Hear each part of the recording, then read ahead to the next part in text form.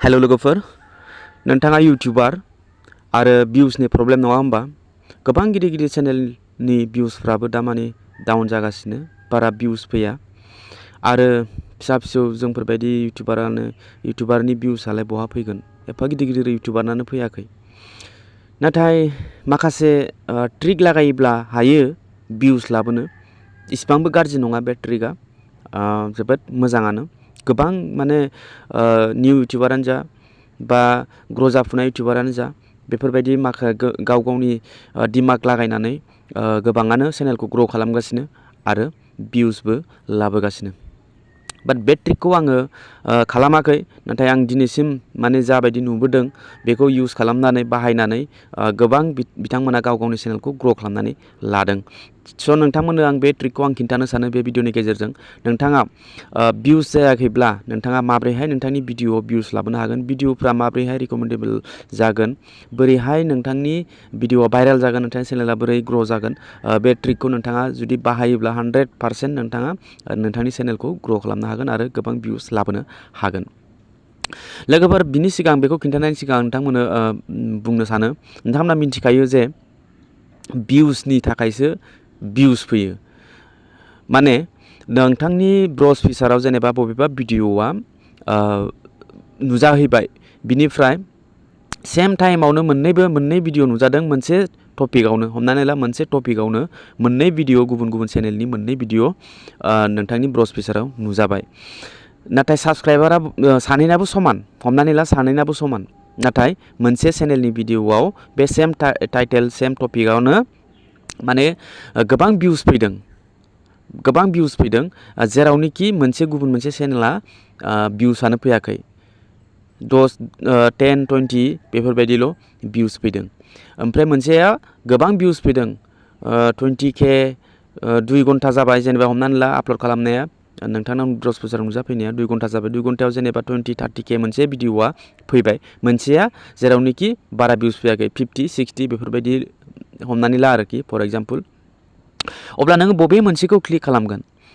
नोंथांखौ आं बुंनो सानो बबे मोनसेखौ क्लिक खालामगोनबा जेराव बांसिन भिउस फैदों बे भिडिअखौसो नोंथाङा क्लिक खालामनानै नायगोन जेरावनोखि बै खम भिउसनि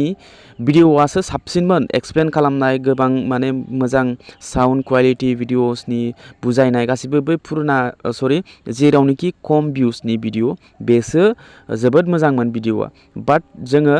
दिमागा मा जोंनि साननाय बे फेक्ट बियो जेराव बांसिन भिउस फैयो भिडिअनि क्वालिटिया जियानो जाथों भिडिअनि सिङाव बाट जोङो जेरावनोखि बांसिन भिउस फैनाय भिडिअ बेखौसो क्लिक खालामो जों पाब्लिकआ आरो बियो सिगांनिफ्रायनो बेफोरबायदि माने भिउसनि सायावसो डिपेन्ड खालामो भिउसखौ मेटार खालामो जेरावनोखि बांसिन भिउस बेनाव भिउसआनो भिउस फैलांबाय थागोन माने बे भिउस जानाय भिडिअसखौसो पाब्लिकआ क्लिक खालामो सानो जे बिनाव बांसिन भिडिअस दं बियो जोबोद मोजां भिडिअ बानायो जेरावनोखि पाब्लिकआ बेखौ मोजां मोनो बिनि थाखायनो जोङो भिउस बांसिनखौ क्लिक खालामो आरोखि जेरावनोखि जोङो भिउस खमाव जोङो क्लिक खालामोब्ला बिनि क्वालिटिया मोजांमोन बाट जोङो बेखौ मेटार खालामा भिउस गैया नालाय बियो यूट्यूबाराबो बेयो मोजां नङा बेयो मोजां भिडिअ बानाया क्वालिटि भिडिअ बानाया बेफोरबायदि सानो स' जोंनि थाखाय जोङो दा बेखौ फार्स्ट क्लिक खालामहोनो थाखाय नोंथांनि भिडिअखौ फार्स्ट क्लिक खालामनो थाखाय पाब्लिकफ्रा नोंथांनि भिडिअखौ नायनायनि थाखाय जोङो मा ट्रिक लागायनांगोन बे भिडिअखौ आं नोंथांमोननो खिन्थानोसै अके फार्स्टआव बेयाव मा खालामनांगोन नोंथाङा जोङो बे ट्रिकखौ गोबां माने गोदान यूट्यूबारफ्रा ग्र' जाफुनायफ्रा बाहायगासिनो बिनि उनाव नोंथांनि चेनेलाव गोबां ग्र' जागोन साबस्क्राइबार फैगोन आरो नोंथांनाव भिउस फैगोन जेब्ला नोंथांनि चेनेला ग्र' जागोन अब्ला नोंथाङा बे ट्रिकखौ नोंथाङा दोनथ'नोबो स्टपबो खालामनो हायो अके बेयाव आङो यूट्यूब एप्लिकेशनखौ अपेन खालामबाय अपेन खालामनानै नोंथाङा नोंथांनि लग' दंना बेयाव बे लग' नोंथाङा क्लिक खालामनांगोन बेयाव क्लिक खालामनानै नोंथांनि बेयाव भिउ चेनेल नुगोन बे भिउ चेनेलाव नोंथाङा क्लिक खालामनांगोन बेयाव भिउ चेनेलाव क्लिक खालामनाय लोगो लोगो नोंथांनाव बेफोरबायदि ओंखारगोन जेरावनोखि मेनेज भिडिअस बे मेनेज भिडिअसनि राइट साइडआव पेन्सिलनि मार्क मोनगोन बे पेन्सिलनि मार्कआव नोंथाङा क्लिक खालामनांगोन बेयाव क्लिक खालामोब्ला बेयाव नोंथांनि हेन्डेल नोंथांनि URL डिसक्रिपसन बेफोर गासिबो श' जाजोबगोन बाट बेयाव नोंथाङा दा मा खालामनांगौ लोगोफोर नैबे गोजौआव फार्स्टआवनो नोंथांनि नाम दंना बे नामनि पेन्सिल मार्कआव नोंथाङा क्लिक खालामनांगोन बेयाव क्लिक खालामनानै नोंथांनि नामा बेयाव शो जागोन नोंथांनि नामखौ बेयाव जेरै नाम बिदिनो थानो हो बेयाव नोंथाङा मा खालामनांगोन बेयाव स्पेस होनांगोन मोनसे स्पेस अके बेयाव स्पेस होबाय स्पेस होनानै नोंथाङा बेयाव मा खालामनांगोन बेयाव लिरनांगोन नोंथाङा जिखुनु नोंथांनि हिसाबै लिरनांगोन आरोखि 35K बिनिफ्राय स्पेस ओमफ्राय भिउसखौ स्मल लेटारनिनो होजोब VIEWS 35K भिउस बिनिफ्राय नोंथाङा मा खालामनांगोन नैबे माबाखौ होनांगोन नैबे डट दंना मोनसे नैबेखौ नोंथाङा बेखौ होनांगोन बेहाय नैबेखौ बेयाव होनानै 35K भिउस डट ओमफ्राय स्पेस होनानै नोंथाङा जेनेबा हमनानै ला 1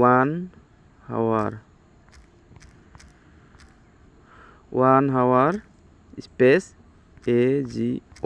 एगो अके बेफोरबायदि होनांगोन बेफोरबायदि नोंथांनि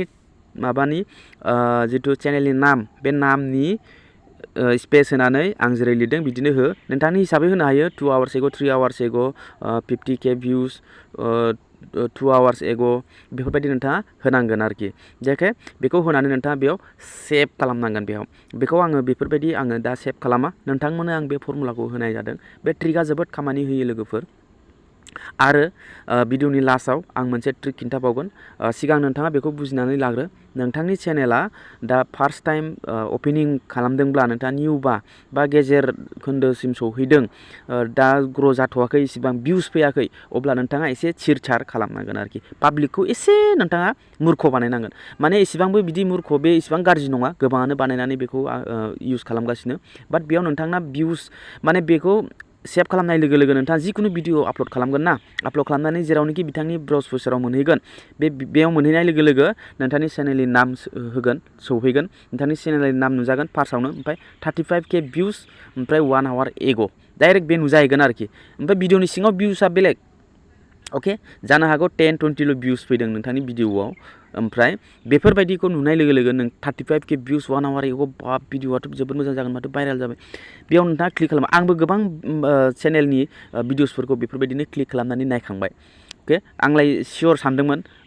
नाथाय भिडिअ बेफोरबायदि नङा ओंखायनो आं सानबाय माने होमबाथ' गोबाङानो माने बेफोरबायदि ट्रिक आं मिथिखायोमोन मिथिनायालाय बाट आङो बेफोरबायदिखौ आं खालामाखै अब्ला गोबाङानो दाबो मिथियो गोबाङानो जोंनि बर' चेनेलफ्राबो बेफोरबायदि ट्रिकखौ इउज खालामगासिनो आरो गोबां भिउस मोनगासिनो नोंथाङाबो बे चेनेल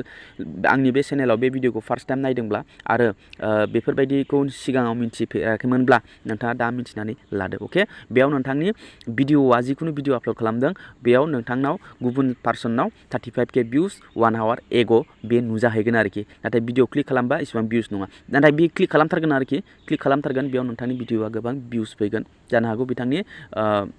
नायनो गोनां भिडिअखौनो नुबाय आरोखि बेफोरबायदि अके स' नोंथाङा बेखौ सेभ खालामनानै लानांगोन दा बेफोरबायदि लिरनानै अके बेफोरबायदि लिरनानै सेभ खालामनानै लानांगोन बेनिफ्राय नोंथाङा मा खालामनांगोन सेकेन्ड ट्रिकआ जाहैबाय नोंथाङा जेनेबा माबा मोनसे ब्लग बानायो अके नोंथाङा लं भिडिअ बानायोबा माबा मोनसे ब्लग बानायो बेयाव नोंथाङा ब्लग बानायोबा आरोना ओमफ्राय बेयाव नोंथाङा मा खालामनांगोन मोनसे सिनारि इनभाइरनमेन्ट माने